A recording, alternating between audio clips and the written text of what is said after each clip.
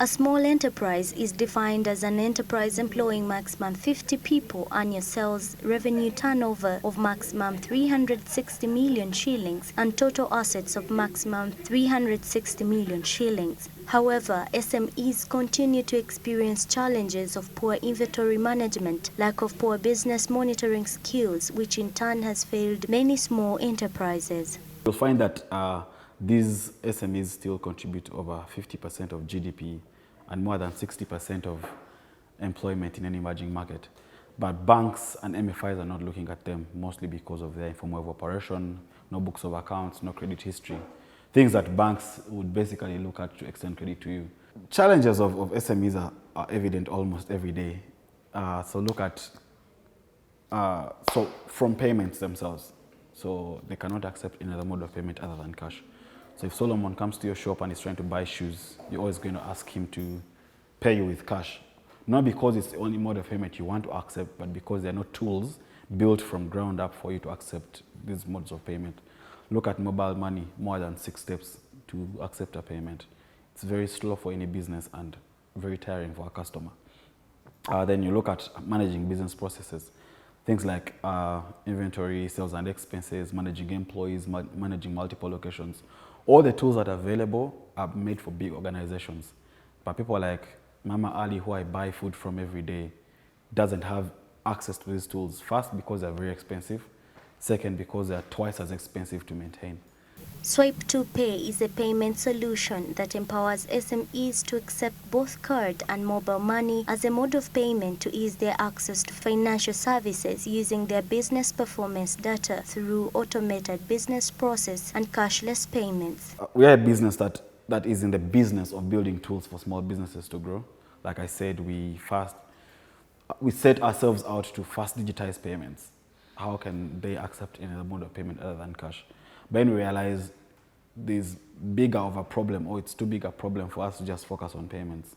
They had other issues, so you'll find a person selling and they'll tell you, yeah, I can get paid, but I want to grow my business at the end of the line. For them to grow their business, they need to first understand how their business is working. So in there, we built a mobile app for them to do business process management. Things I talked about like inventory, sales and expenses. It's available on Google Play Store. So you just go to Google Play Store and search for Swipe2Pay POS. Sign up and start using, free of charge. So for us, the end in mind is how do we make it easy for Mama Ali to get access to credit from a bank? So if we streamline how she does her business, make sure she has the tools to accept payments, then we use what we call business performance data to check if they're credit worthy or not. Then they can access credit. We've tried to work with multiple banks on this, but many of them are also still finding it hard, or they don't understand the new era of how can we use data to do credit scoring. So we are in there trying to figure out our lending model, see how we can actually work with them or actually extend the credit out. In order to improve the inclusion coverage, Swipe2Pay is working on providing online shops. First, we have what we call payment links. So say you're home selling from home, you've moved your entire shop from home because of COVID. Your customers need to pay you. They're not physically with you. So you just generate a payment link through our platform. You send it via WhatsApp or SMS. Person clicks it, they can pay you. Simple as possible. You're running a restaurant that is doing social distancing. You want to stop working with cash. We have what we call QR code mode of payment. So just generate a QR code, put you on a desk, person can scan it and they can pay you. The most interesting one are the web shops, which actually make my skin tingle. So many people are trying to sell online. They don't know how. Social media is good, it works, but it's too cluttered. There's a lot of noise. It's easy for a product to get lost in there. And building your own website is twice as expensive. So we're rolling out what we're calling shops.swipe2pay.co under a campaign called Shop Local. So with shops, with just a click of a button, you generate a web shop for your business with payments already included. You can work with Safe Border for delivery, and it is dedicated to just your business, not getting lost in the Jumia products or products on the internet. It's your web shop that you pay, that can get your business from zero to making your first online transaction. Swipe2Pay appreciates High People for the digital financial inclusion efforts that are improving FinTechs. My biggest take home is how can multiple FinTechs or multiple players in the financial technology ecosystem work together to get one goal. So for me, my end goal is easing access to finance using business performance data. But in that process, I do payments.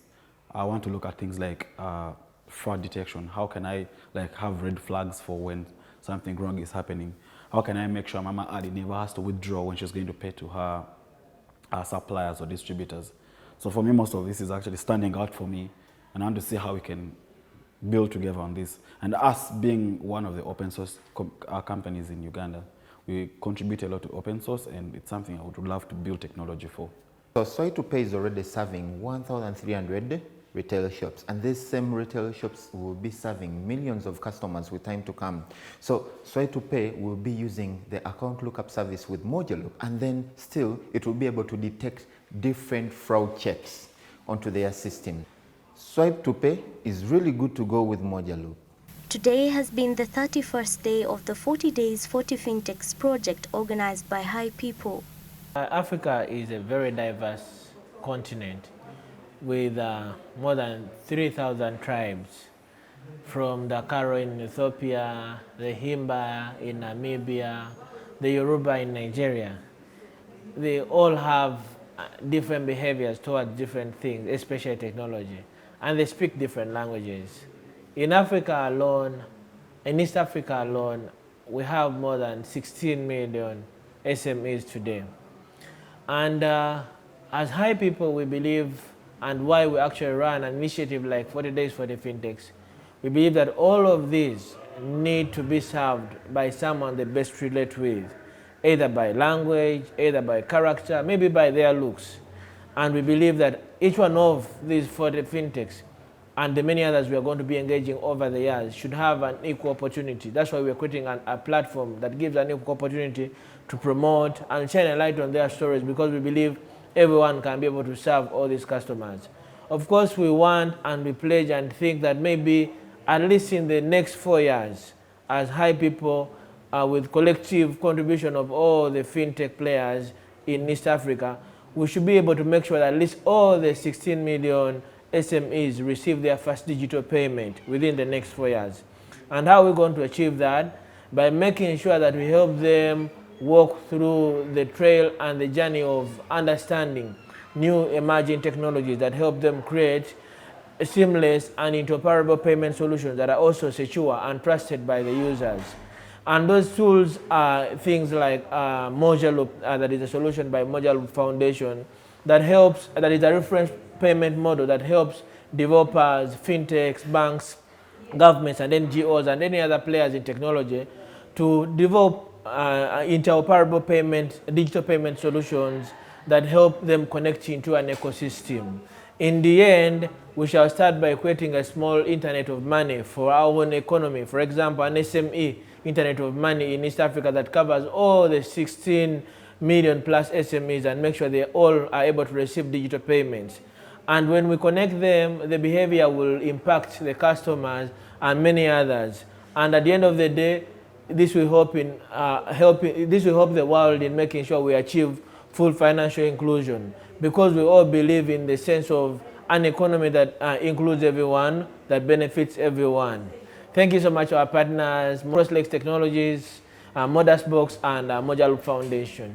High People is pleased to present 40 Days 40 FinTechs, an initiative under its Include Everyone program, as it continues to lead the way in advocacy for the creation and dissemination of technology that enables financial inclusivity. The inaugural 40 Days 40 FinTechs is shining a spotlight on those that are breaking down digital barriers and bringing millions more on the continent into the transactional space and transforming their lives for the better. 40 Days 40 FinTechs is presented in proud partnership with Crosslex Technologies, Modusbox, and Moduloop Foundation.